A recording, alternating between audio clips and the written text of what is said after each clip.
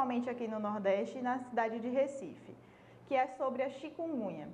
A chikungunya é uma doença causada por um vírus da família do alfavírus e o nome chikungunya significa aquele que se dobra, porque o principal sintoma da chikungunya é a dor articular, principalmente de uma forma intensa e incapacitante.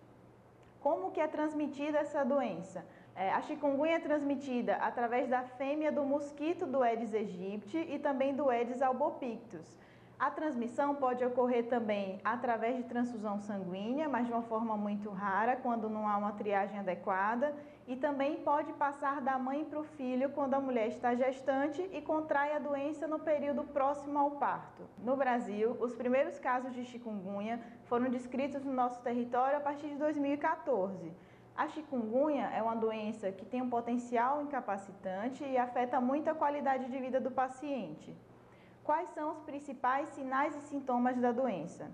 A chikungunya ela possui 3 fases de acometimento. A fase aguda, que consiste naquelas 2 primeiras semanas, que o paciente apresenta principalmente uma febre alta de início agudo, geralmente acima de 38 graus, que dura de 2 a 5 dias.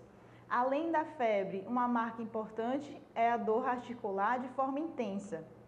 A dor articular ela pode ser simétrica, que significa que o paciente pode ter tanto dor do lado direito como esquerdo. As principais articulações acometidas são as articulações dos punhos, das mãos, dos joelhos, dos tornozelos e dos pés.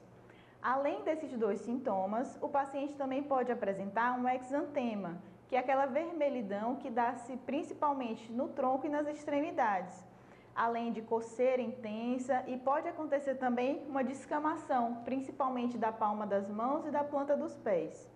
Fora isso, alguns sintomas menos comuns são sintomas de náuseas, diarreia, vômitos, sintomas de cefaleia, de mialgia, que é a dor muscular. Alguns pacientes evoluem para a fase subaguda da doença, que vai das 2 primeiras semanas até 3 meses do início dos sintomas.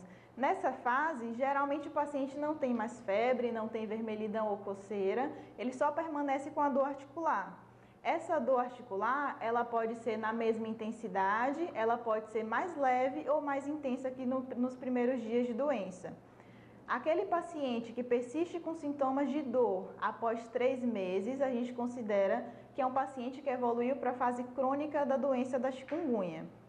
Quem são esses pacientes que têm mais risco de desenvolver a fase crônica da doença?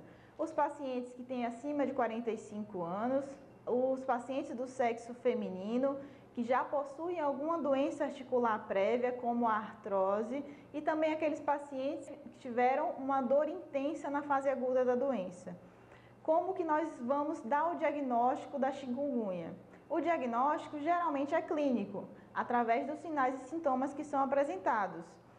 A diferença principal da chikungunya para a dengue e para a zika é a intensidade da dor articular, que a dengue e a zika geralmente não apresentam. Alguns exames podem ser realizados para detectar a presença do vírus ou de anticorpos contra o vírus no nosso organismo.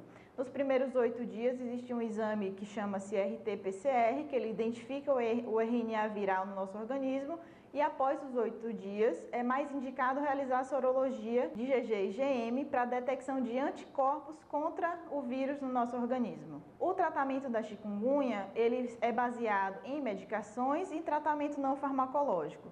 Na fase aguda da doença, é contraindicado o uso de anti-inflamatórios, de corticoides e do AS pelo risco de sintomas gastrointestinais e de sangramentos.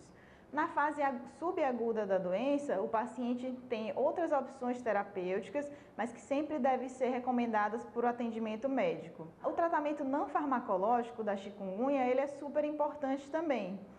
Pode-se orientar o paciente à crioterapia, que é colocar gelo naquelas articulações que estão inflamadas. Também a realização de fisioterapia é importante desde a fase aguda da doença. E a partir do momento que o paciente for se sentindo melhor, com menos dor articular, é imprescindível que ele comece a fazer algum tipo de atividade física, sempre respeitando o seu limite e sua capacidade funcional articular.